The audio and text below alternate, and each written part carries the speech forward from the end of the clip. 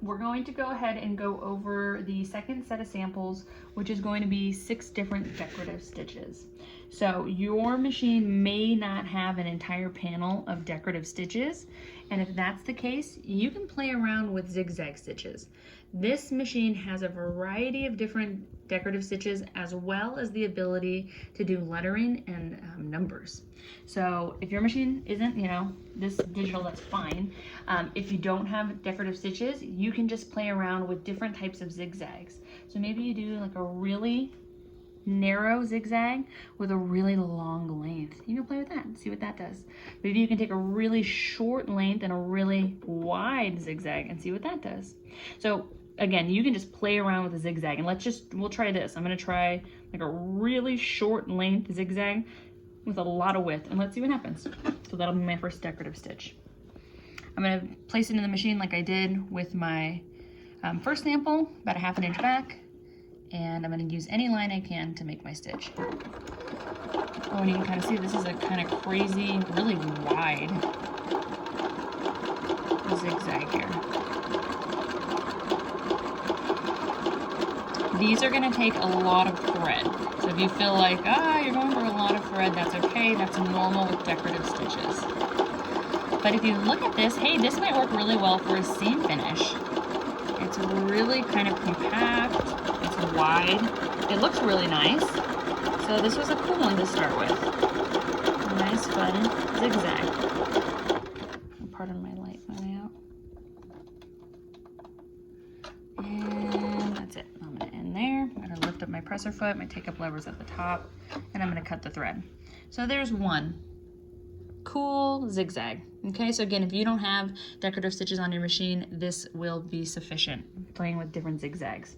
You're gonna wanna do 6 stitches. So I'm gonna choose one of my decorative stitches now, and I really like this cute little like vine print here, so I'm gonna hit that button below it. And it's gonna activate number 15, but I wanna do 16. So with my machine, I simply hit it again, and now I'm prepared to do the 16, kind of a vine stitch. One thing you'll notice is that the width and the length change automatically because it's already preset to the machine. And I also had the foot here. So there's a little picture here of a little presser foot, so it looks like a little boot, and below it are numbers. That changed. It went from a 0, so if I go back to 1, it went from a 0 to a 1. And that's okay. I don't need to change my foot necessarily for the decorative stitches, just because it's just a sample, and you may have to change it 6 times for these stitches. So I'm just gonna keep my 0 on because it's pretty standard. And I'm gonna see what it does. So again, 1/2 inch back on the material. I'm gonna use any type of guide that I can, and I'm gonna see what this tribal, or this little vine print looks like. You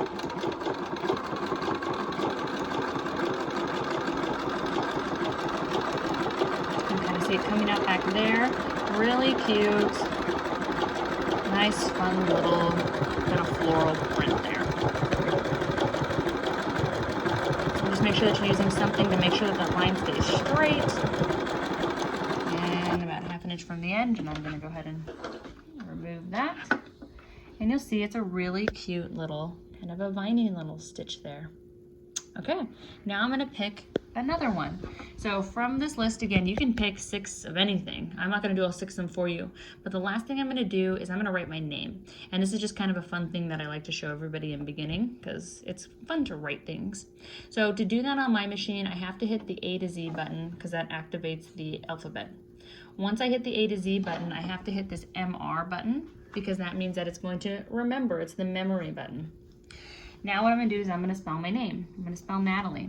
So I'm gonna go ahead and I'm gonna hit the button that's below the N, and I'm gonna hit it until it lights up. Then I'm gonna go ahead and hit this memory plus button so that it remembers the N.